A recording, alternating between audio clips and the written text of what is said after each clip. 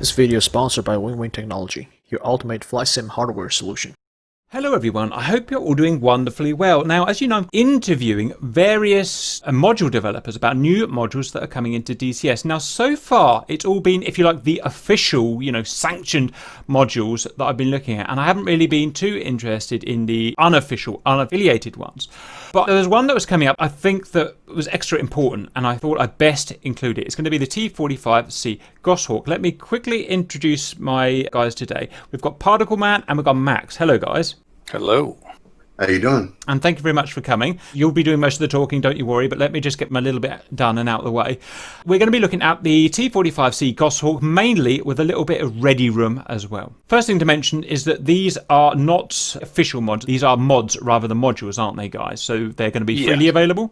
Correct. And what I was saying earlier about this one being more important than the others, I see lots of video feeds coming up in my YouTube for, F-22 Raptor versus Su-57 dogfight and stuff like this, which looks really cool. But then I actually go and download the F-22 Raptor and the Su-57, and they're nothing but really just an F-15 with a different polygon mesh, and an Su-27 with a different polygon mesh with some slight changes. So they're not really represent the plane at all. What I'm saying is they're very, very low fidelity. This Goshawk, as far as I'm aware, is going to be pretty high fidelity, a bit like the official modules in DCS. So that's one reason why it's caught my attention. The other reason it's caught my attention, because all of us in this scene want to get as many people into DCS as we can. It's quite hard to do that, I'm sure you'll agree, when the modules cost $80. A Hornet's $80, a Tomcat's $80, and so it's just not that easy for someone who's not at all invested in it. So when something comes out for free that's going to be good, realistic, and actually useful, because, for instance, naval ops, we're going to talk about a lot today, and it's a big thing in DCS now. We've got a really realistic supercarrier. To have a free mod that you can come and download and use that acts like a real plane and interacts with the carriers and stuff like that is a big thing. We just haven't had that. We've got a free Su-25, which I'm sure is very cool, but it's just not something that people really want to use. TF-51, it's not something people really want to use. T-45 Goshawk, I think, is going to be a game changer, and it's going to help us get more people in. That's my spiel as to why I really wanted to get you guys on. On my screen here is some information that Particle sent me, and you can freeze that and read that yourself. Who is Vnao? What are you guys, and who is Vnao Simulations? Just so we know the scope. Let's have Max start with Vnao, so he kind of gives a backstory to, because he is the founder of Vnao, and then I'll step in for the simulations part. So Vnao kind of began back in 2008, whenever I was involved with a virtual squadron. Back then it was LOMAC, Lock-On Modern Air Combat. And there was a lot of mods back then, and the guy that I was flying with, the squadron we were with, were developing a mod, so he said, for an F-14. I have a huge love for U.S. Navy and U.S. Navy aviation, so that's what kind of attracted to me. I brought a couple friends with me, and we were hoping that project would get going. It turned out it didn't, and so I was displeased with some things that were going on with that squadron. So I broke off with this other friend of mine, and we split off and began a few mods of our own that you can still find in some form or another in the community. The first was an F-14 mod. It was an external mod that used the F-15 cockpit, and we made a carrier operational where it would have a hook and it would trap on the deck, and of course back then the carrier that we used was a knockoff of the Kuznets. It was a sort of a redo, and we also put out a Super Hornet and a couple other small mods that kind of never got going, and then things kind of tapered off. Everybody was anticipating the F-18, and life took me elsewhere, and I wasn't able to put Vnao. I did put Vnao together, and we had these carrier wings, and we were flying together. We had quite a few people, and it was the mods were really doing well, and then it kind of tapered out a little bit, and then when the advent of the F-18 a couple years ago, I took the reins again for VNAO, which VNAO, by the way, stands for Virtual Naval Air Operations. And our goal is basically just to mimic the U.S. Navy and do it in such a way that is respectful to the U.S. Navy and the pilots and maintainers and everybody that works currently in the past in the U.S. Navy. We've since the 18, we've grown exponentially, and I've known Particle now for almost 3 years, and Particle is, a super developer, 20 years experience, and so we're glad to have him, and we're glad to have now this opportunity and a team to be able to put together some other mods. He did the Ready Room mod, which it just blew my mind. It's in VR, it's fabulous. It's repaintable. You can do it for whatever squadron you want. And so there's also the T-45C, which we're going to talk about today, I'm sure. But so that me and Particle got to put our heads together, and basically we decided to create Vnao Simulations. It's kind of the other side of the same coin, whereas Vnao is the flying and the operational stuff that we do with the squadrons and the wings and all of that, which we're now up to 50 to 75 pilots. We've had anywhere between 30 to 35 pilots in a mission at once. We've done really well with that. We're hoping to do the same with the other side of the coin, which is do what VNAO has always done, and kind of fill in those holes, those gaps that aren't necessarily available with ED or DCS. And the first iteration of that is going to be the T-45C, which quite a few real life F-18 pilots and F-14 pilots have taken their training through these T-45Cs, and so it seemed to be a logical fit for the carrier air wing guys, and there's a lot of them. There's us. We have 2 carrier air wings, and then our kind of sister wing is CVW-11 with Icefire, and there's the CVW-3 and 9. They're just all over the place. There's a vast group of guys, and they've all expressed interest in a trainer. That's not not one that can operate in the carrier arena, and that's why we've chosen this as our first offering.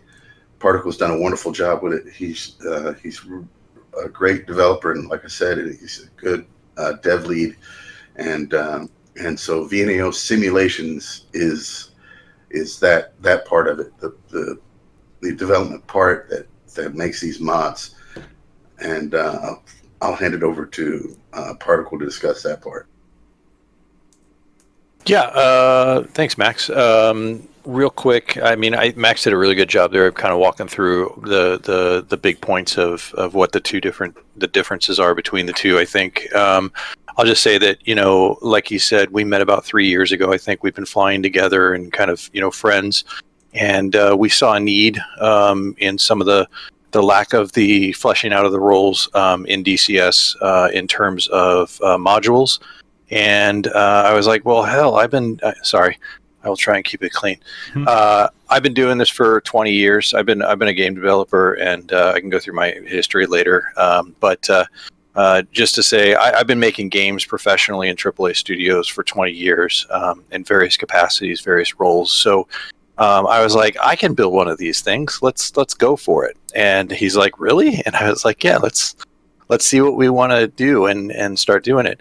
And that's kind of where these were kind of born. And the T-45 was not the first one we started on. We had a couple different false starts and then that's where I started learning about the code and the nuances of the DCS code base. And I realized maybe we'll back off and and start with something a little bit more straightforward, and that's where we kind of settled on with the T-45 and the ready room. But that's about the gist of it. You've hit all the key points there. One thing I picked out is that it's great to have some guys out there doing, I'm sure there's more, but great guys out there doing milsim naval ops. Right, guys, I think the next thing is to get a bit more into the T-45. Shall we quickly run through the video? Well, ladies and gentlemen, welcome back to Lincolnshire Aviation Heritage Center. This is Chris Stryker Curtis with you here live today as we transition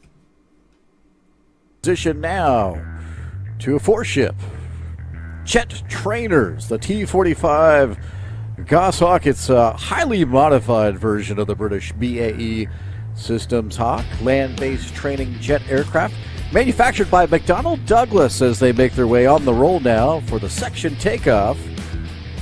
Of course, leading that is the lead demo aviator, Bo. Left wing, you'll see Fergie. In the right wing, Night Stalker. And slot in aviator T-45 lead developer Michael Particle Pucci as the first two of the section take off. Our airborne gear now going into the wells as they depart. Of course, the T-45 is used by the United States Navy. It's an aircraft carrier-capable trainer as the second section now. Lead on that is up in the air. We're followed by two. A little vertical, little roll there. A little dirty roll on takeoff. Finishing up there on the on this demo for airborne. Now into the cockpit here. Look at this beautiful cockpit. Well done, guys. You know, this mod here, beautiful looking mod, it was developed as to carry on the jet trainer, the T-45. They did an amazing job. And of course, the actual jet trainer was used by the United States, and it still is used by the United States Navy, United States Marine Corps. Had not originally been designed to perform carrier operations, but numerous modifications were required, such as the extensive strengthening of the airframe to withstand the excessive forces imposed by the stresses involved in catapult launches over and over again with the high student rate there. Of course, that's the high sink rate landings coupled with a lot of, we're talking about students here, and well, they're not as fine-tuned as your traditional aviator. Great view on the left wing there. As we go back now, there's the four ship formed up as they make their turnaround. You'll see slot there, beautiful paint scheme. As ladies and gentlemen, your T-45 demo Diamond Pass in Review. As we go on board to number 3, or actually, let's say the right wing. Look at that. That takes a little skill. That is not something you learn in just a few minutes of flight. So these gentlemen are definitely doing a great job showcasing the T-45C here as they make their way outbound. I think they're setting up for, we'll see it here in a second, but possibly a 4-ship banana pass as they make their way outbound. And there's actually 4 taken off there into the vertical. Let's see what he's got for us here. As a solo now inbound from show left, rolling out on the down line, showcasing what this T-45 can do. Very smooth job at the controls now in the vertical.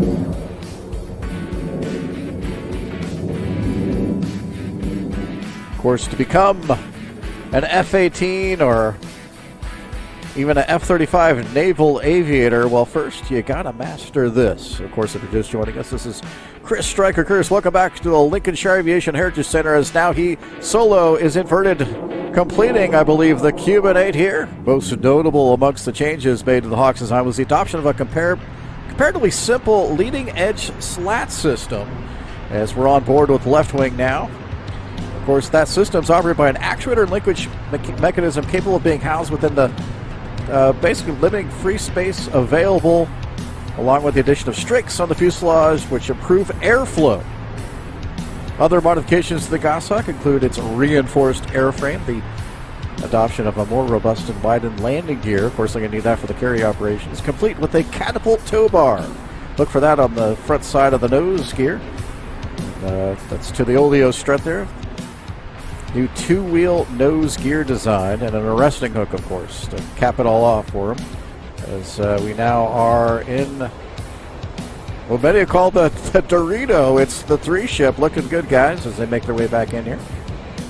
And, of course, additionally, the wingtips were squared off. A 6-inch extension to the tail fin was made, an increased span tailplane, which was also furnished with square-off tips that were installed. As here it is, folks, T-45 3-ship.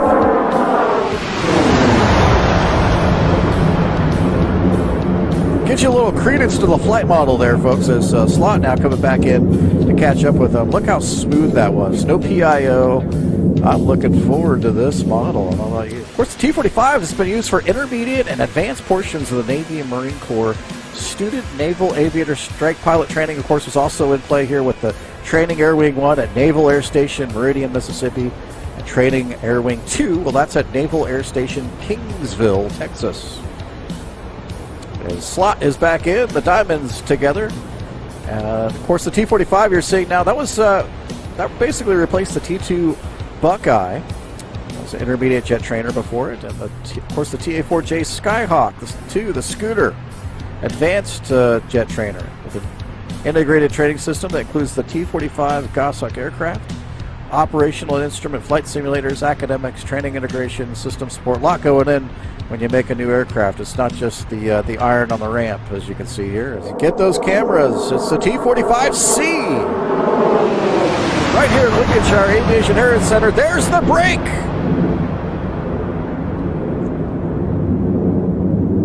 Okay, guys, can we start punching through some questions, please? Yeah, let's go. Okay, 1, we've done already. 2, will the Goshawk be official DCS module? Nope, we've already done that already. Next, number 3, what weapon systems will be available on the T-45C? It is not a combat aircraft, unlike the BAE Hawk, which is used by the Royal Navy. Well, yeah, I'll say that. But it is primarily used as a trainer in the United States. So you're going to get practice things. There's no gun on the aircraft. Sadly, you won't be able to pew-pew each other. But you will get Mark 76 practice bombs, rocket pods, and you'll be able to carry your shirts and your pants in the centerline cargo pod. That's the extent of what. Yeah, there you go. There's a great image. That is the practice bombs, which are you can equip them to multiple aircraft in DCS already. So we're using the blue is the DCS model.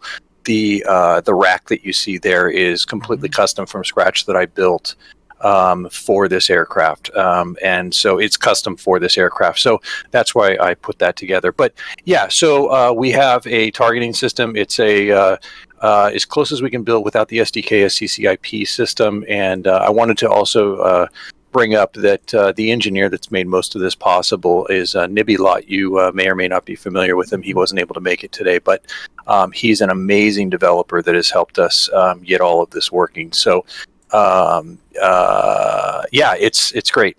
He's been doing a fantastic job tuning all this stuff. But those are the weapon systems that will be on this aircraft. I know that somebody had mentioned something about fuel tanks, and there was a point at which they tried putting extra bags on the wings, on the hard points, but the trade-off was not great enough for the weight to the fuel, the extended range. And so I've been told by a few actual 45 pilots that was nixed. So no extra fuel tanks. Sorry. Roger. Okay, so you guys are keeping it absolutely realistic, which is the way it should be, which is great. Okay, guys, very good. Right, so let's push on. This is my question, because this is quite important to me anyway. What kind of interactions... Sorry, missed one. What's the timeline for the module? Will it be available for Christmas? Any rough ideas when people can get their hands on it? Well, the good news is we've been flying it for over a year, probably longer than that. So it flies, it works, it does all the things. Publicly, I really, you can see the image that Cap's showing right now are at least where the aircraft is right now. If not, these images are actually quite old.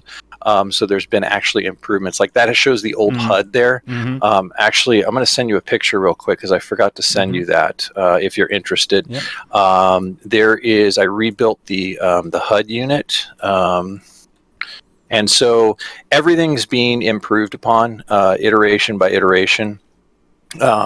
So, things are getting better. You can see in those images, there are some untextured things. Those have been added. That HUD I just rebuilt, that's based on the real HUD that's in the aircraft that will be in there. That's actually already in the model, which is not in the image you're seeing here. So things like that are continually being updated. A new pilot model is being added right now. We've got a pretty good one, but everything's being improved.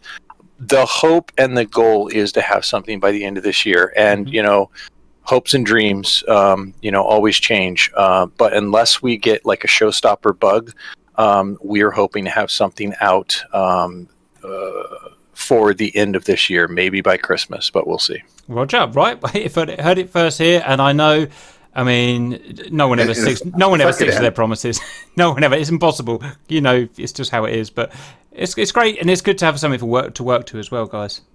If I could add something a little bit about that. Sorry, we get if we get one question, we have we're open to questions. We have the YouTube channel, we have the Discord, and we have these mods channels that people can come and ask us questions. If we get one question, that more than any, it's when is it going to be released? Of course. And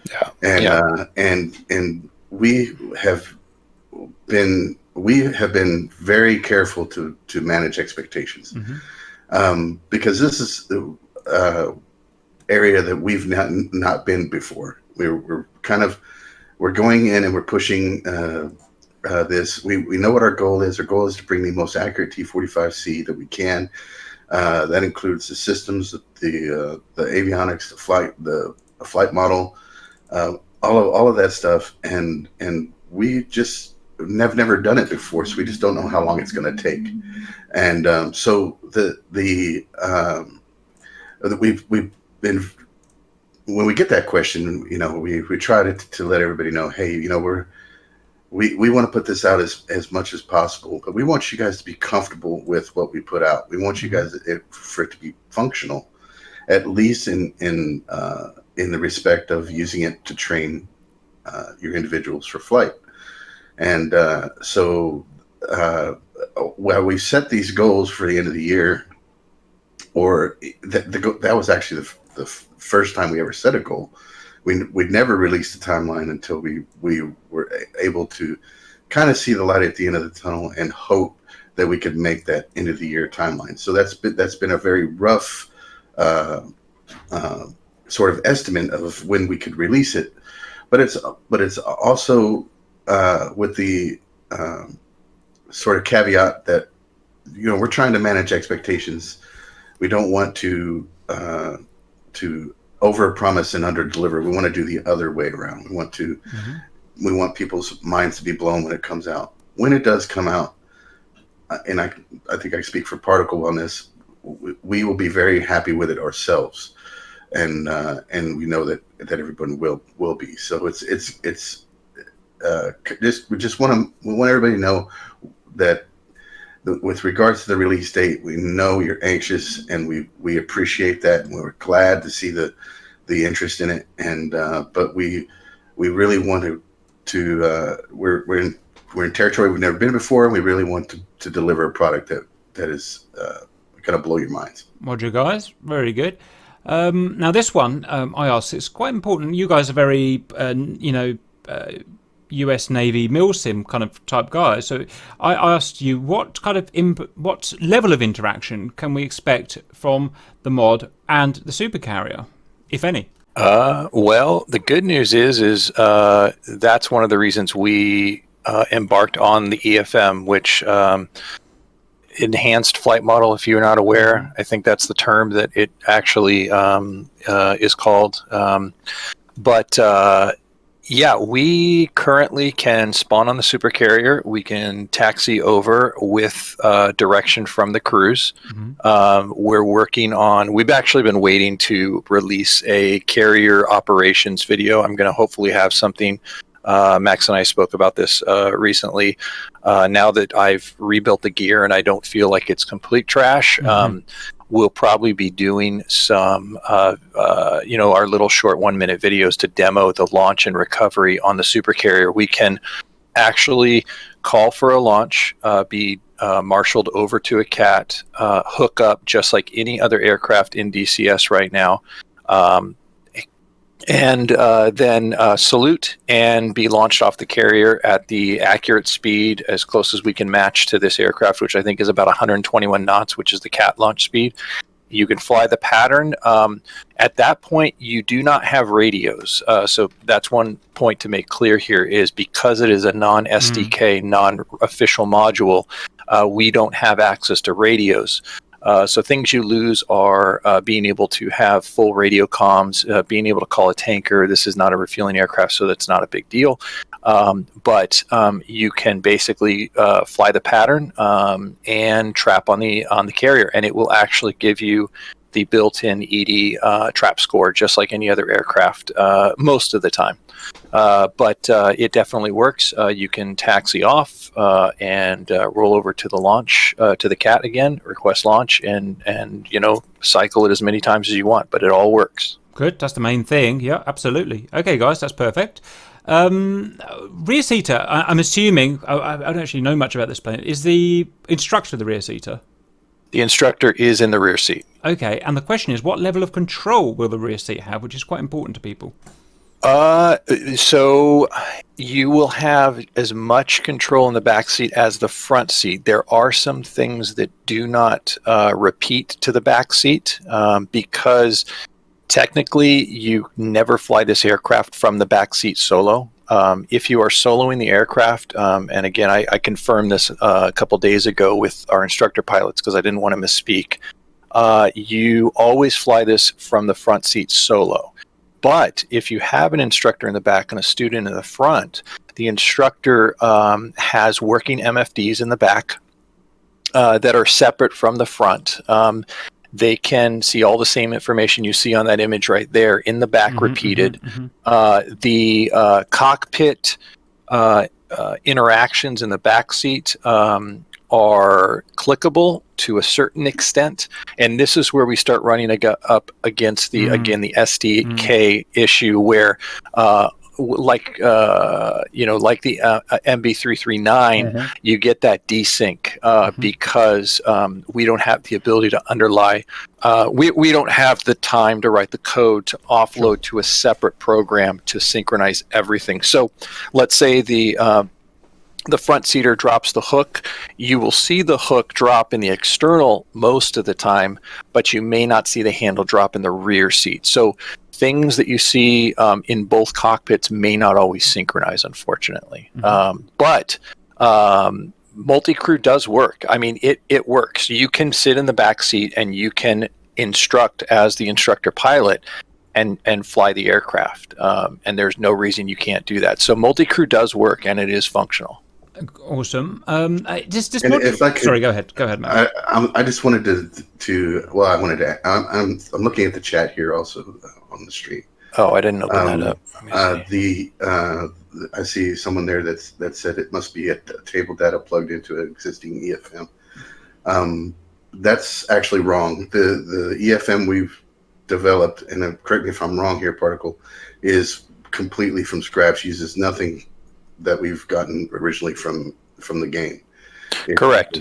I mean, it's based on what's publicly available for the EFM, but yeah, this is not an EFM hijacked from any other module.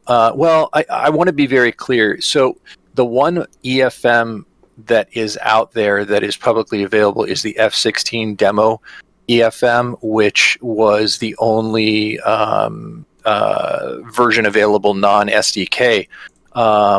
That's got code hidden behind third-party developer contracts. So it technically is based on an F-16, but it's been completely recoded so that it supports this aircraft. The flight dynamics of this aircraft, of the T-45, the performance specs are tuned to the performance specs of this actual aircraft. So it's not going to fly like anything else in the game right now. It's going to fly like a T-45. And we can verify that with our pilots. And the important takeaway from that is that you don't have to own or have Correct. another module or something that for this to fly. It's completely independent. Yep. You don't have to have the F-18, the F-14, or any helicopter or anything out there that's payware. This could be you could technically have DCS World, the free DCS World download, and our module, and be able to fly it with no other purchases. Basically, no purchase necessary. I mean, to use a sales colloquialism.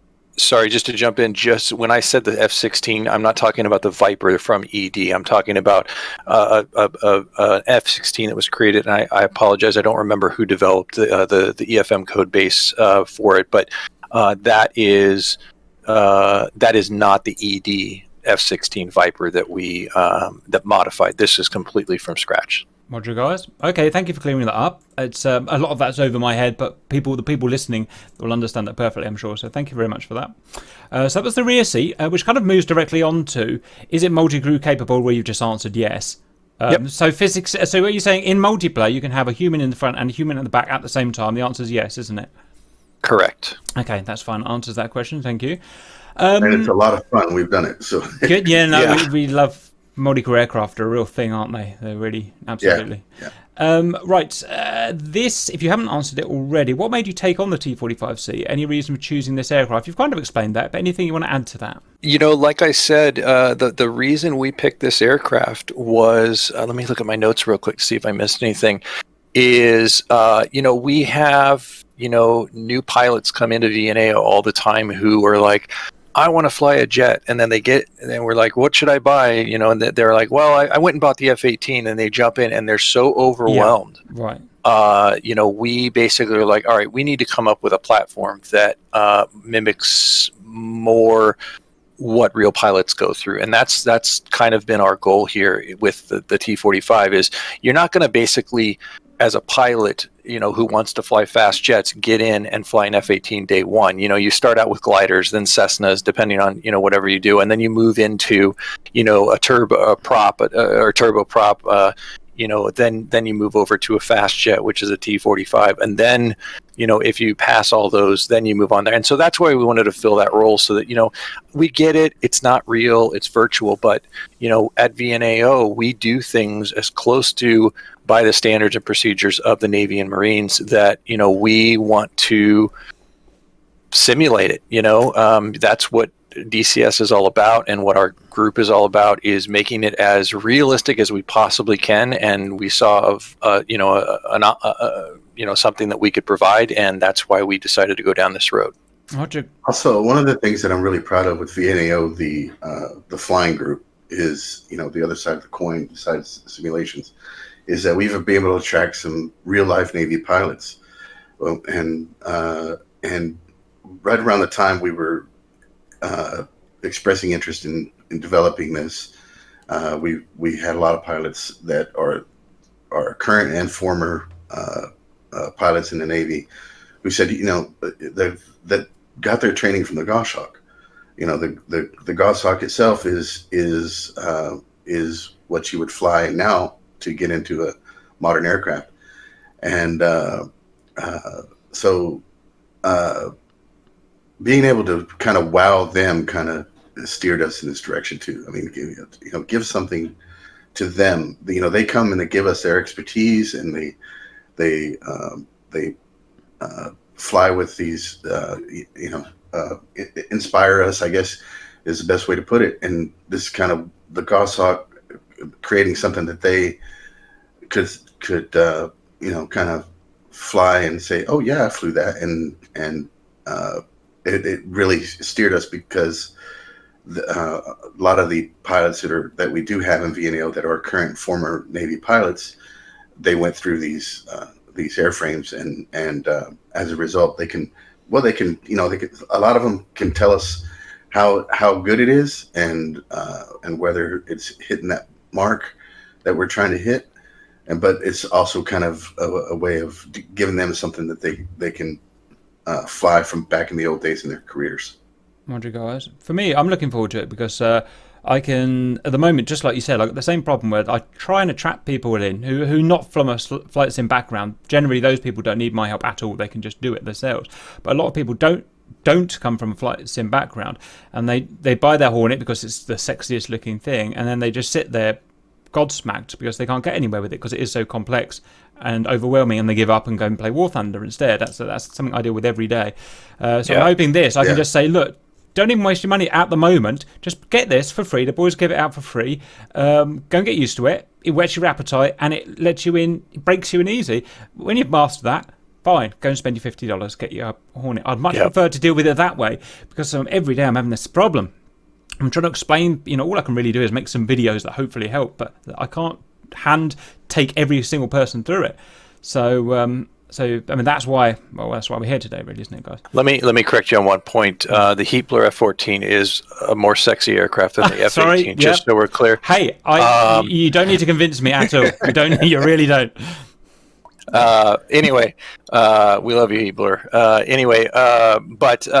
That's one nice thing is, to be able to have an aircraft that's going to be free, where you can jump in.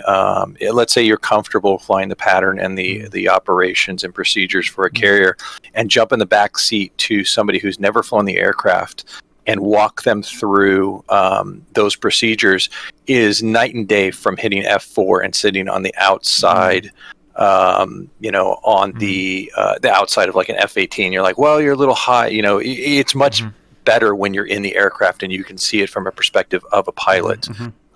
So that's one of our goals here, is making it as easy and straightforward to be an instructor as well.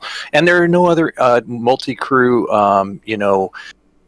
aircraft in DCS right now that are carrier capable. So we wanted to, it's like, come on, we got a super carrier. Let's get an aircraft that we can train in, that works on the super carrier. And, it just happens to be ours so far. Roger, guys. Okay, very good. The next one is just talking, can you tell us a bit more about the Goshawk? Well, that's why we showed the little video earlier. To be honest, that's explained in a nutshell of exactly what the Goshawk was and where it came from. So I think we'll skip over that one if we can. Okay. Next, is the T-45C a military trainer only, or is it flying in civil aviation role as well? And did you manage to get access to the real plane to create the module? So, go ahead, Max. Let me try this. Yep. This T-45C in its configuration now is strictly used by the U.S. Navy.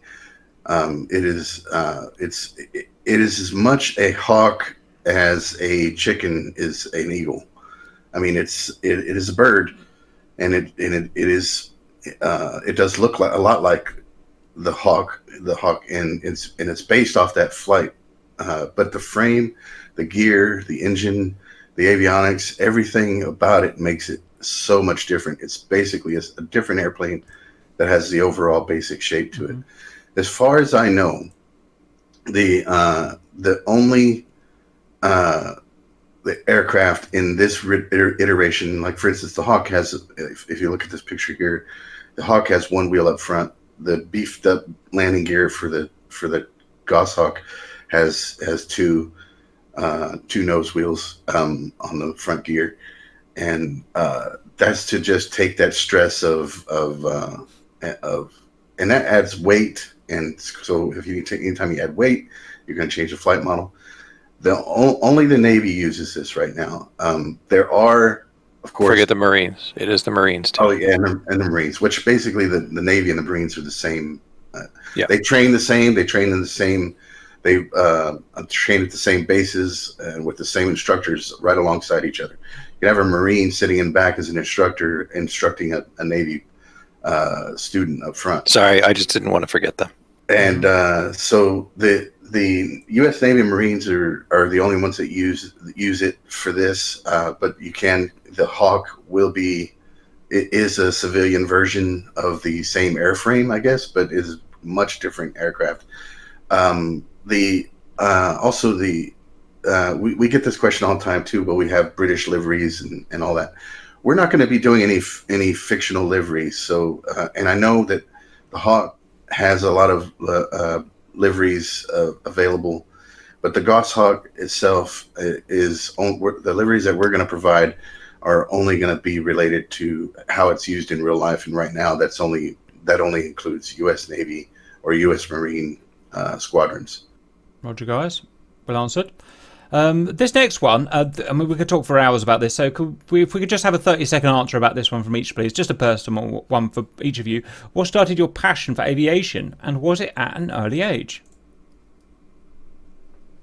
Well, for me, I was a Navy brat. My dad was a jet mechanic in the United States Navy, and so from a very young age, I was surrounded by these aircraft. When Dad would take me to work, I would see, shout out Senior Chief, my dad, for inspiring me. Every air show that came to town, I was there, and I've been to air shows and seen the Blue Angels fly since they were in A4s, and that's where my love of aviation came from, is just being a Navy brat. Yeah, and I same, not that I was a Navy brat, but I grew up, my dad was an Army captain, and he always loved aircraft, and so he'd take me I grew up in Southern California, and so we would go down to the bases for air shows and whatnot. I still remember, walking through C5s and just going, my God, this plane is unbelievably huge, and how does this even fly?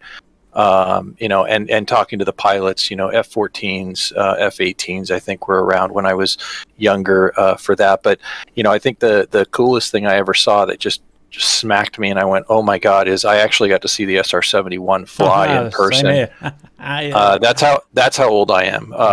Same here. And that thing was walking up and seeing the spacesuit that those guys wore, and then seeing that thing with the purple afterburner rip down the runway. You just and the sound and the feel, it's crazy. Yeah, I love aviation. I've done a little bit of GA. I've flown as a pilot, but nothing like military. It's just always been a passion. I was almost going into the Air Force, and it didn't happen, even though I really wanted to be in the Navy, and so I just backed off of it, and now I'm doing this for a living. So can't complain. It's funny how you come kind of full circle in a way, isn't it? I mean, I'm exactly the same. Well, I'm not exactly the same, but we ask this and the next question to every single person we have, because it's interesting. And every single person has said it's as a kid. They got into aviation as a kid. No one's ever said it's when I was 15 or when I was 20 or 40. I find that really interesting. Because the next question, again, just a 30-second answer, because it's not a very serious thing, but out of interest, what is your favourite aircraft and why? Everyone's got, some sort of favourite, however you want to quantify that. You want to start, Max? I've got two favorites. One's piston, one jet. Of course, the F-14 is it's the one that everybody falls in love with and inspires them to do whatever they do in aviation. Whether they want to join the Navy or not. But I like the F4, the Navy version, the F4J. It's just an awesome bird. It's very powerful. So that'd be my favorite jet as far as U.S. Navy goes. My favorite piston pusher is A1 Skyraider. So I actually had a chance to see a few of those over the years, and it's one of the first also aircraft that my father worked on in the U.S. Navy. It's a awesome airplane, kind of a holdover in technology from World War II, used well into the Vietnam age, and it's just a hell of an airplane. So for piston pushers, that'd be my favorite. Okay. I'm going to name a few, and then I'll basically end with the one. I like I said, growing up real young, I built tons of plastic model kits. I had, a dozen aircraft carriers. I can't even tell you how many model airplanes. And I fell in love with the Tornado and the F-111. I love swept wing aircraft. I fly the F-14 Tomcat primarily in DCS. That's my plane. I was lead of a squadron in there before I kind of backed out and went into the experimental squadron development and spent all my time building aircraft here. But I love swept-wing aircraft. Having said that, I really love the F4U Corsair. I love the bent wing. Just the pure design of that aircraft is amazing. But I think I'd finally land on the P-38 Lightning. That is by far my most favorite aircraft. The twin boom, twin prop, flying that. Unfortunately, we don't have a version of it in DCS. Did you play it in IL-2? It's great. I was just going to say, I go over to IL-2 and I live my dreams in IL-2's P-38. If you haven't tried it, it's well worth the money to fly the P-38 in IL-2. It's fantastic. Yeah. Roger, guys. No, absolutely. It is my favourite plane in there, whenever I fly. Okay, excellent answers, guys. Those were correct answers. Some people come up and say, they're just the daftest crap. The daftest swear word. And I'm like, really? Do I have to really snarl and nod and pretend? But those were actual proper planes, which is nice. I've just got to say, I don't want to hijack this interview, but I've heard such big names. SR-71, I heard in there. I heard an F4 in there. I remember... Back and you guys have got a massive base in England called Mildenhall. It's a great, wonderful thing to have. Now, before 9/11, when everything just went terrible in terms of the bases over here, they went to super lockdown and never had an air show since. Before then, they used to have an air show every year, and it was a proper air show. You paid like nothing to get in, like $10, and they would give you honestly, must have been the world's biggest air shows. That I remember B1s doing proper displays, SI-71s doing displays, C5s doing displays, F4s, Starfighters, all this amazing stuff. And this is what my kind of childhood and into kind of very early adolescence remembers. Obviously 2001 came around and it just shut down. It's never done anything since. It was such a shame, but I have wonderful memories, and that's where mine came from. But anyway, they're just great things I remember. Right, guys, we've got to push on because we've got a job to do at the end of the day. What type of radar will be on board the Goshawk? Now, the Hawk never had a radar, and I didn't know the Goshawk did. So what's the answer, please? The Hawk either. It does not. It has It has a radar altitude system, and that is it. No, that's fine. That's what it is. It's a trainer at the end of the day. You're not going to be shooting down baddies. Yep. Absolutely, guys. Okay. Next question: if only one pilot or only one human is flying the jet trainer, can he swap seat like the Tomcat? You can press 1 or 2, and can we expect an AI? Not necessarily instructor, but it says an AI instructor that can guide us if there is no human with experience to take the role. Anything you have to answer to that? No. When you pick your seat at the pilot select screen, that is the seat you get. You cannot fly from the back seat solo, so there's no way to select that back seat unless there is a pilot in command of the aircraft first. And then when you're sorry, go ahead. I was going to say, can you do it in real life? Can you have just a rear seater? No, the plane is not allowed to fly with a rear seat solo. It's always front seat solo. There are some controls in all the trainers that I've ever been associated with. And just for a little bit of background, I used to be a maintainer for T-34s and T-6s. Wicked. And the T-6s especially are very similar to the T-45 in the cockpit because they have a lot of the take command options from front to back. So some of the fuses, the circuit breakers, and stuff like that are not present in the back seat. Correct. So in order to fly it solo and be able to flip those breakers or have the complete control of the aircraft that you need to fly it from the front seat. So the back seat is strictly for instructors. Okay, guys. Yeah, that makes perfect sense. The next question is a big one, and I'm going to hijack that slightly to first say I followed with interest the MB339. I love that module, and I'm expecting yours to be relatively similar in that I probably like it the same amount for the same reasons. But anyway, I love the 339, and it was great, and it went as far as it could until it hit the obvious wall without an SDK.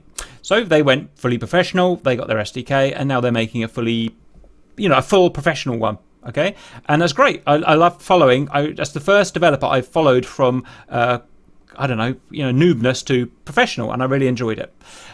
Is that something you guys are interested in doing, if you like, go pro, or you purely want to do it as a hobby and just keep it at that, if that's the way to describe it? Do you want to speak to that, Max? Yeah. So This is it's a tricky question because we aren't associated officially with ED. We have goals that we want to achieve with the aircraft, and we think that we can achieve 80 to 90% of those goals. With it being as simple as it is, it's a basic project. It's a basic trainer. There's not any active radar. There's not a lot of things that are overly difficult. So we think that we can do it, but we are sort of behind the 8 ball in that we don't have access to the SDK. We aren't dealing with ED directly, and so we are going to bring it as far across the goal line as we can. And the limitations being without the SDK. We have been in contact with, I won't go into detail, but we have been in contact with ED, and they've given some guidelines of what it would take to become a third-party developer. Right now, it's not in the cards. It doesn't mean it's not in the cards in the future. But the Goshawk itself, the project, will go as far as the lack of the SDK will take us. Yeah. So that's where that limitation lies. We faithfully bring as much accuracy to the table as we possibly can, and so we hope that you'll love the T-45C as much as you love the MB339 when the MB339 wasn't an official mod. And hopefully whenever we find a release, we'll have enough that you'll forget that it's not fully supported by ED. Roger, guys. And just to finish the actual question, what other plans do you have for the future as a developer? As a developer, can you share anything else you want to talk about that you might want to develop in the future, anything like that? And we discussed this, me and Particle, whether or not we should divulge this or not. But our immediate plan for after the T-45C is going to be, we've decided, the T6 Texan 2. Cool plane. It's a trainer.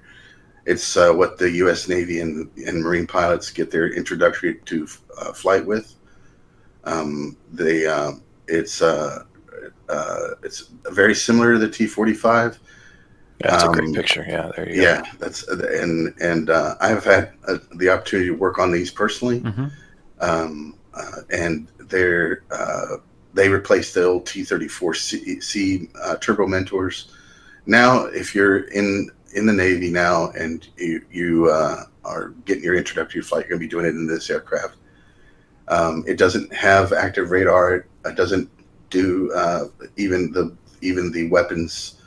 Everything is simulated. You do mock bomb runs and stuff like that, but there's no fake bombs, none of that. So this is the T6 was also is used by other militaries around the world in some aspects as an actual combat aircraft. This one is going to be just focusing on its role for the U.S. Navy and the Marines. So this is our next project. It's already in the very, very early stages of development. No release date or anything like that. But and let me jump in here real quick and say that looking forward, DCS is not going to be our only focus. I know we want to keep this to kind of DCS, I think, for the most part. But I will say this, that the T-45 we've put a lot of work into visually, research. We've got real pilots, on board, who are testing this thing, who are instructor pilots. And our goal is to bring this to as many people as we possibly can. Like I said, we've put almost 2 years of work into what we've got. It hasn't been full time. Obviously, this is not my day job really for the most of the project. So we're looking at possibly bringing this to X-Plane and Microsoft Flight Sim, just to name a couple simulators that we could be moving the T-45 over to. So with the T6 being kind of our next project that may come to DCS specifically, we will probably be working on the T-45 for other simulators in the near future.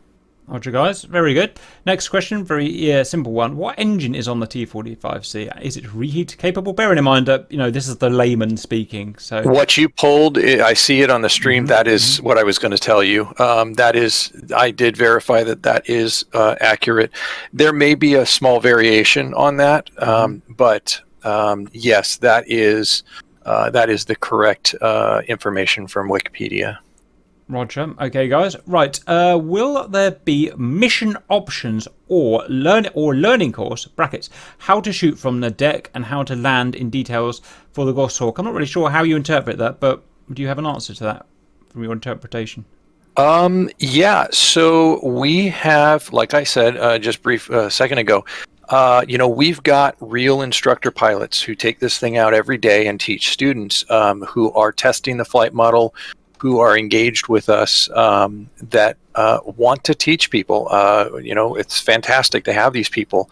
I'll drop one name here, which you may know of the mini pilots, but one of the people who is working with us on here is Lex, which you may, some of you may remember from his wonderful instruction on carrier procedures with the F-18.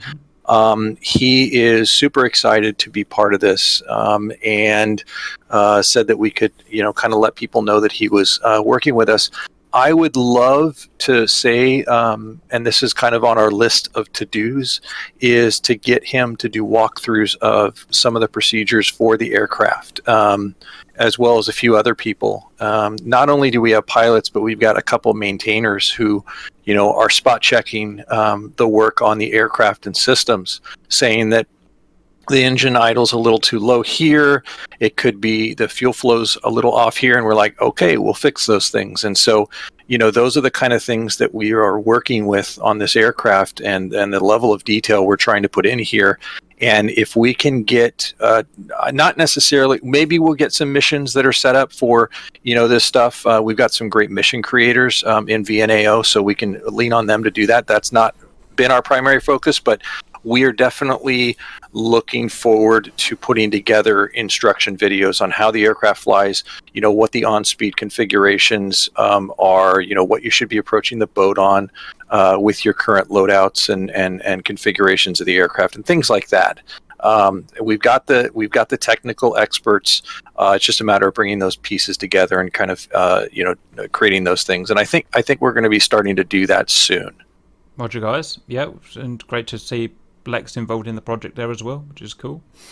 What is the biggest challenges about developing the T-45C, or maybe we should say, rephrase that, about developing it for DCS World? Now, DCS World, we know it's more difficult to develop for reasons that I don't really understand, but it's more difficult to develop aircraft for DCS World than Microsoft Simulator, than I can't remember the other, X-Plane, and we know that because I've interviewed 9 developers now, and everyone said exactly the same thing, so it must be true. But is there anything specific for DTS that has caused problems with the T-45C that you want to talk about? I don't want to pressure into getting anyone in trouble or anything, but... The one thing I'll say, I'll lean on my development background. I've worked in engines like Unreal Engine on multiple projects in my background, so I'm very familiar with Unreal. I've worked on proprietary engines for projects in my background, and proprietary engines are always more challenging because you don't have the breadth of the community and seasoned developers to kind of give you the how-tos and the gotchas. I'm part of the DCS modding community, Discord, which if you haven't, or interested in any of that, it's open to anybody. There's a lot of stuff that we've got on this airplane, and where we've been able to execute on that without that community support, it just wouldn't be possible. We wouldn't have been able to do the Ready Room, the T-45, and a few other projects without the support of some very knowledgeable people, and they're much smarter than myself over in that community. And that's why it's so difficult and challenging to develop in DCS. Is there's not a lot of information out there. If you aren't a third party, it's a lot of trial and error, and that's why I think it's more difficult to develop in DCS. With X-Plane and Microsoft Flight, I'm not going to say that they're easier engines. They're more well documented to non-third party developers because they are a much more open SDK platform, and I think that's the difference. To speak to that between the three different simulators, if we're using those as examples. And I think that's why the perception is DCS is much more difficult to develop in, is because of the lack of concrete documentation and a lot of tribal knowledge that exists in pulling these things off. Roger. It's good to know at least you've got that kind of, I don't really know what to call it, but that group of guys who have accumulated that knowledge between them. And for the most part, they're very willing to share a lot of the the gotchas, and they know most often somebody's run into it, and they will let you know very quickly how to remedy the issue, or if it's possible or not possible. Roger, guys, perfect. And specifically for the T-45, was there anything you really got stuck on? Was it blowing up when it touched down on the carrier, or is this something that stands out? I think that people are asking. So I will expose one major bug that we've had, which we are still fighting, which drives me crazy. And we really haven't got any clarity to this. So if there's an ED developer who's willing to help us out here and give us a hey, you can solve that issue real easy by tweaking this number in this Lua file. When you spawn on the carrier, and I'm hoping we get this fixed, but right now when you spawn on the super carrier and you taxi up to the catapult, you drop your launch bar. That's the point at which the AI in the game hooks you up to the cat. Because this is such a underpowered, I'm using air quotes, aircraft compared to a dual engine, 18 or 14.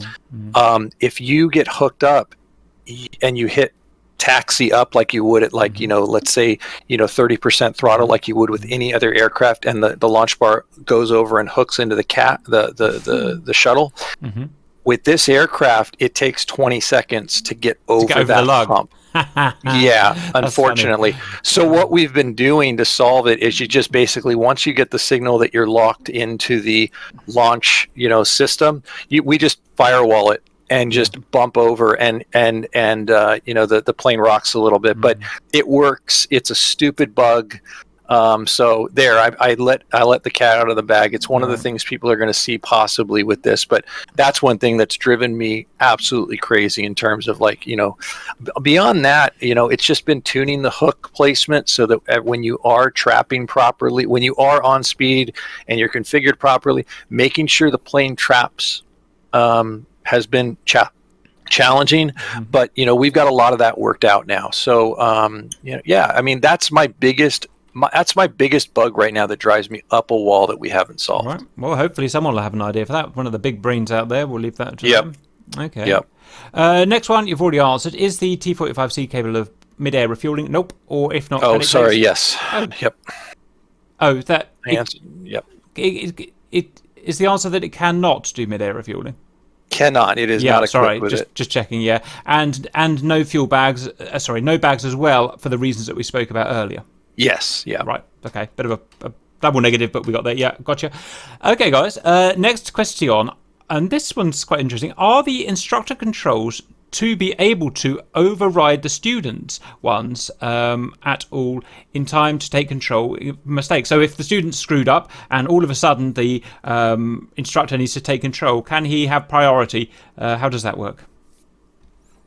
Yeah, all you need to do is make sure that you set the aircraft up to I forget what the option is in it the mission standard, editor. yeah, it's a standard DCS system, yeah, where you can Yeah, have, yeah, you can have you basically equal or one has priority or whatever. exactly. Right, The instructor can basically hit the J key or whatever you map it to, and they immediately can take control of the aircraft. Right. And then they can relinquish that control back to the front seat with another keystroke, as they feel that the plane is not in a bad orientation, or they're returning to normal flight after the demonstration. So yes, the rear seat will always have priority if it's set up in mission editor. Roger, lovely. What will be the approach speed? Assuming a traditional, 30% fuel and no stores, what will be the approach speed of the T-45C compared to the rest of DCS carrier-capable jets? For me, it's really hard to learn the carrier landings as approach speeds seem to be too fast for my learning curve. Well, the thing is, and I always teach, is that the approach speed you don't need to know because you just got to learn the angle of attack bracket. But exactly. That's the whole idea. Exactly. That's the whole idea. You always trim for the aircraft you're flying. But the published on speed for approaches is 125 knots, 144 miles per hour, or 232 kilometers an hour for us. Non-US, but see how quickly I pulled that off. I actually wrote that down because I knew you were going to do that. But anyway, in all seriousness, though, the plane in the landing configuration is full flaps, full speed brakes. You land with your speed brakes out like the Tomcat, and you should be able to hit with that theoretical 30% fuel load in a perfect world about 125. And I just flew the aircraft in the last couple days for testing, and I was hitting 125 knots, no problem. That was my on speed doing carrier testing. Roger, excellent. And I'll pick your brain on one other thing. I love the old Hawk. I mean, it wasn't the best module in the world, and it got pulled for whatever reason. But the one thing I liked about it is that it was a trainer, but it could actually go fast. C101, L39 are great, but they're slow. The old Hawk went, I can't remember, but it was nearly Harrier speed. Is a Goshawk in a similar vein, or is it a lot slower for some reason? So, it is a single engine. What's that, Max? It's a lot heavier, so it does. It's a little sluggish getting going, and I think the top speed is under what the Hawk can do.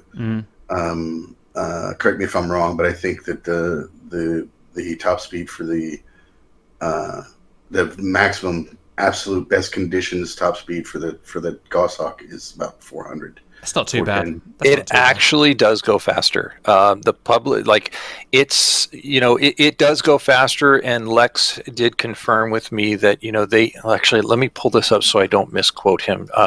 But the comment, I did ask that specifically because we feel like right now the plane, and like I said, we're constantly tuning the flight model, and so. So the thing was at level 500 AGL, it can reach 495 knots. Currently at 300 So right now it's a little underpowered. So we should be able to hit like 495, just under 500 knots in clean configuration. Lex basically made the comment that I think he said they go into the break at 300. I can't find it right now, but yeah, I'm pretty sure I heard that number, remember that number. So the plane will go. The problem we have, or the challenge that we're trying to tune out of the aircraft right now, is the thing is so slick, it won't slow down, even with speed brakes. And so we're tuning the drag model right now, and trying to get the balance between how draggy the surfaces are, like when you deploy speed brakes and flaps, and the leading edge slats. How draggy does the aircraft become, and then how fast or how much power the engine has at the higher end. So our goal here, it's always going to be a challenge to get those things perfectly right.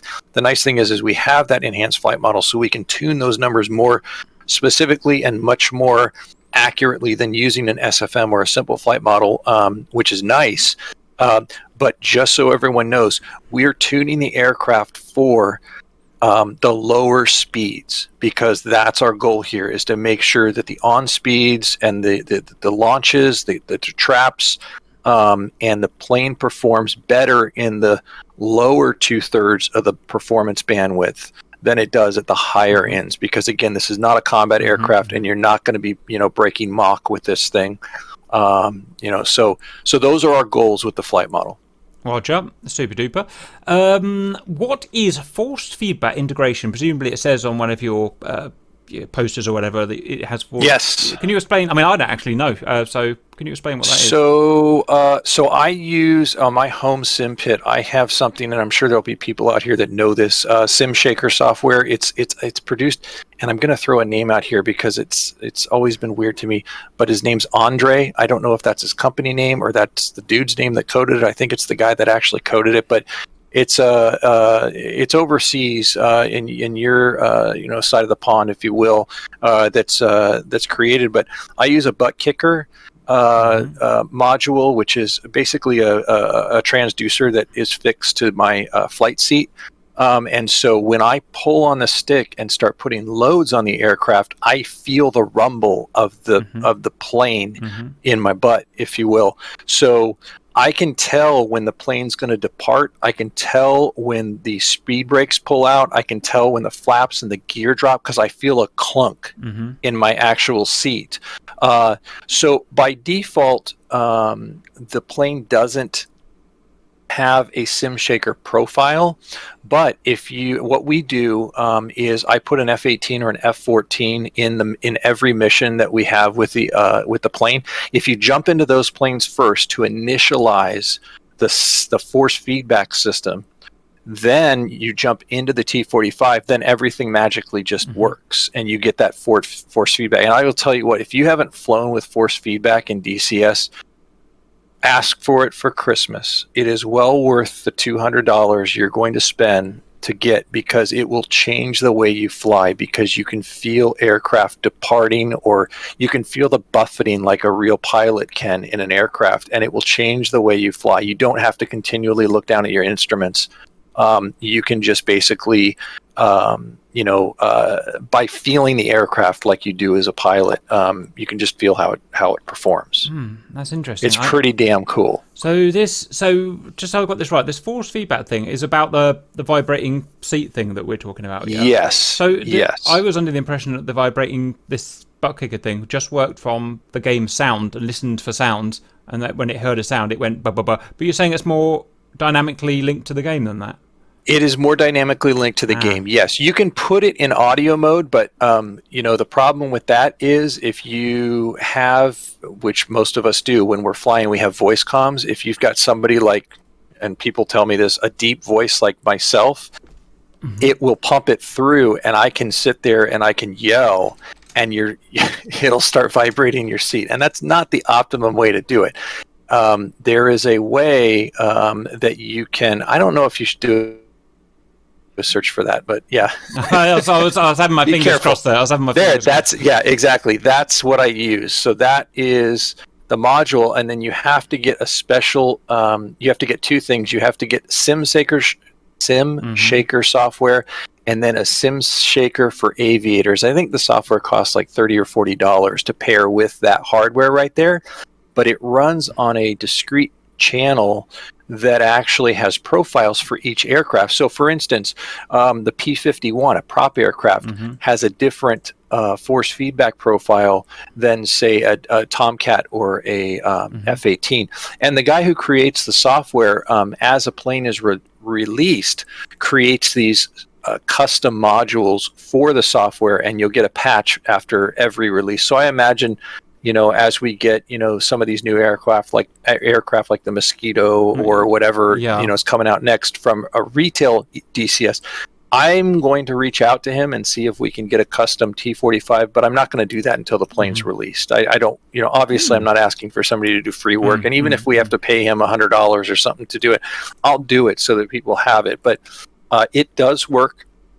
It's more a matter of getting that specific profile for the T-45, but like I said, I can't fly without it now.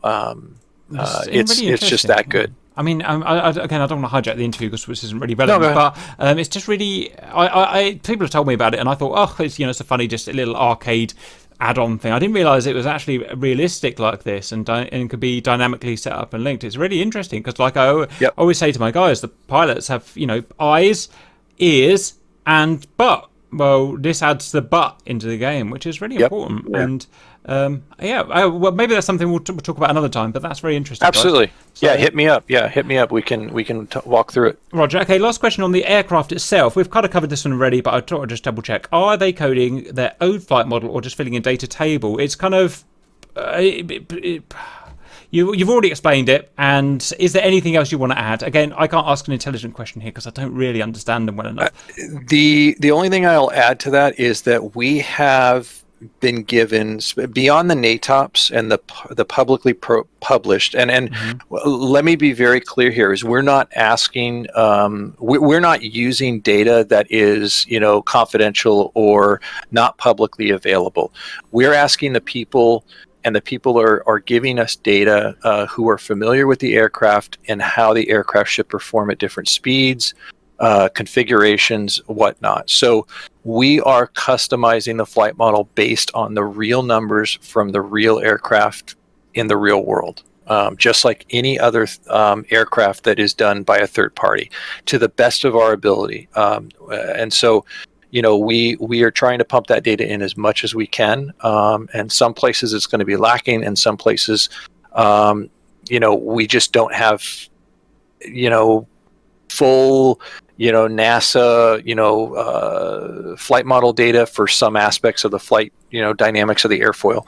Anyway, that's kind of it in layman's terms, if you will. And again, you know, we're doing the best we can with the data available, but we have pretty good data. Roger, excellent. Okay, guys, that's it for the C45, and it's been a great learning experience. Now, if we're going to quickly jump onto the Ready Room mod, because we thought we'd better cover that as well. Now, unfortunately, I've almost run out of time. I apologise for that, guys. I've got about 10 minutes. No worries. If we can, if you guys can do your most concise, just try and hit the major points. Just, you know, your best kind of sales job for it. What is it? I mean, bearing in mind, I just don't know. What is it? What can you do with it? Kind of amalgamate these questions into one. And I'll show anything I can show in the background for it. You did send me a link. I sent you a few. I sent you a few things. Yeah, and if you click on those screenshots, Max, you mind if I jump in here and run through it real quick? Yeah, absolutely. Go ahead. Okay.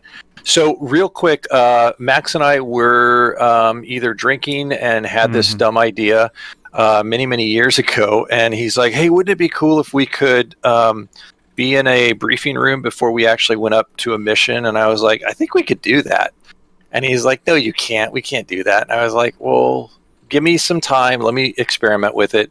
And yeah, that image right there is kind of the culmination of a lot of experimenting and a lot of, you know, So we made it work. You know, it started out as a pipe dream and a VR only kind of menu loading. There was a previous version of this where you could download it, and when you start up, and I actually, I'm going to interrupt myself here because I want to get back to this, you know, because when I start up DCS in VR mode, it really rubs me wrong that I'm sitting right next to a Russian jet in a very low poly hangar, a concrete bunker. And, you know, the art is what it is, but we had originally coded this so that you actually would be sitting in one of these briefing chairs looking at the Ready Room when you load it into DCS, which was a much more enjoyable experience. We pulled that version of it, or that functionality of it, when we realized that we could make this a placeable module in a mission that 25 pilots can sit in. So right now, we've converted it from just a VR menu to an actual module that can be placed in any mission, either on a carrier or on a land base or anywhere in the world, because this is based on the hack that we figured out. And actually, again, this comes back to Nibbylot, who's just an amazing, you know, code guy. He's like, I think we could make this a helicopter, a multi-crew helicopter, and get all the things you want to work in this. So we have things like that front projection screen that has the Vnao logo on it. That actually is a broadcastable in multiplayer on a multiplayer server slide briefing deck, that the person who's in command slot 1, who's the instructor, or the slot 1 pilot, who's the pilot of the aircraft, and everyone else is a crew on the aircraft, can step through in real time and brief everyone in that room, and they can see the slides change if they've downloaded that slide pack locally. So that's the key, is we've hard coded it so you can have 20 different slides.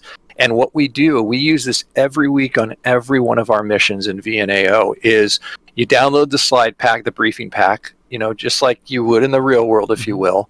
You put it in your slide deck, and then when you get in here, you can go through and you can see all of the synchronized slides that the briefer is doing. So we have, TAC views of, what to expect in the mission. And, any other, things that we need to know for the mission, frequency, operation frequency, squad frequencies, things like that, can all be put on there. We also have, created it in a way that you can see all those posters and all the, the flavor stuff, like the what is it? What is that band called, Max? The stripe. I'm missing the sash or whatever. The sash. Yeah, the sash can be replaced. The flag can be replaced. Every poster in there can be replaced. We have 2 greenie boards. That one right there is for the 84th, which was what I was part of. On the opposite wall, we have the 18s, greenie board so you can have 2 squadrons in here with 2 greenie boards.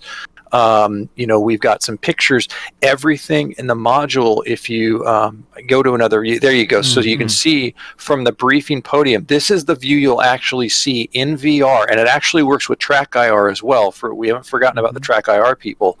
But you can actually brief. You won't see pilots in the seats, unfortunately. We are working on that. I don't know if it's going to be possible, but every graphic in this room can be replaced to make it look like whatever you'd like. They're all, segmented out.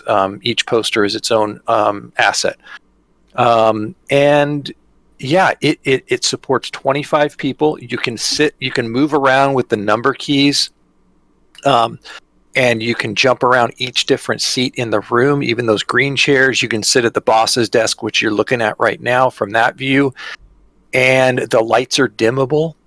They're controlled by the briefer. He can dim the lights when the show's about to start, if you will.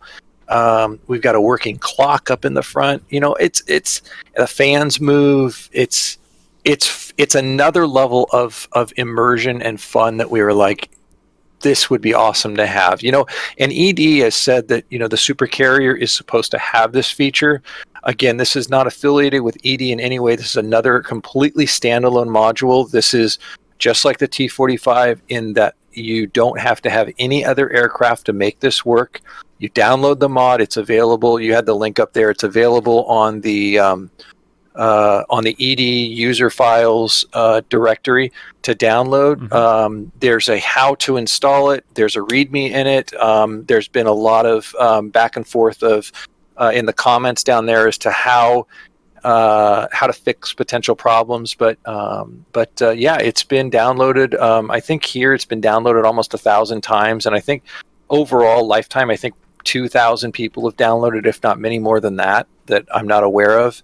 And squadrons are using this, from what I've been told. I've been sent pictures from multiple squadrons who've already done their own livery packs. So when they go in there, it's not just the Jolly Roger, it's whoever you want it to be.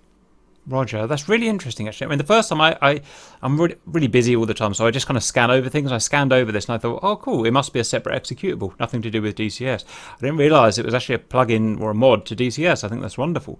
You just drop it in there. Yeah, I mean, we all do briefings. I do terrible little Excel briefings, and they're not very attractive at all.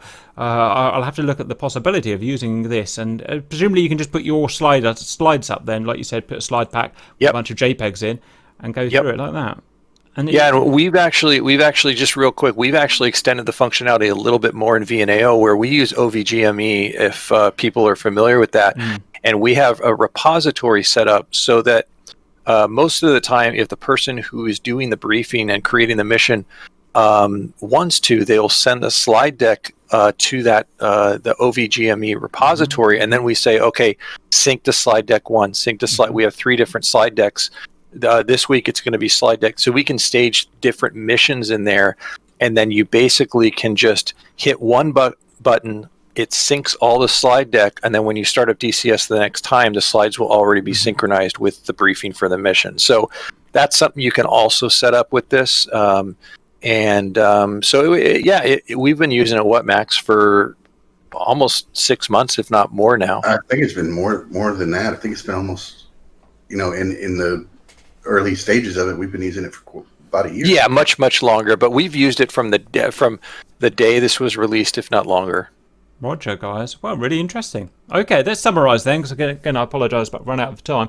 So we've had a good look at the T-45C. We've talked about the background, we've talked about the history, why they're doing it, how they're doing it, what their expectations are, when they expect it to come out, and what the future holds for them. And we've also talked about a bit about the ready room as well, which has enlightened me, shall we say.